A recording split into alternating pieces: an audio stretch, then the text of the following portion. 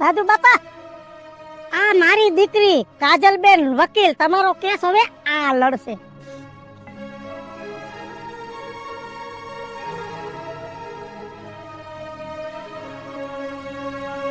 તમે ભણી ગણીને કઈ મોટા હોદ્દેદાર નહીં બની જાઓ. બેટા, હું તને જે ભાવે બોલ્યો તો મને માફ કરી દેજે. મારાથી નો કહેવાનું કહેવાય ગયું તને. રાજુ બાપા, તમારે માફી માંગવાની કોઈ જરૂર નથી. મારે તો તમારો ઉપકાર માનવો જોઈએ. ઉપકાર? હા રાજુ બાપા, તમે જે આકરા શબ્દો મને બોલ્યા હતા ને, ઈ આકરા શબ્દોના લીધે આજે હું વકીલ બની છું. અને ત્યારે જ મેં વિચારી લીધું તું કે હવે તો હું કંઈક કરીને બતાવીશ. અને જુઓ, આજે મેં કરી બતાવ્યું છે.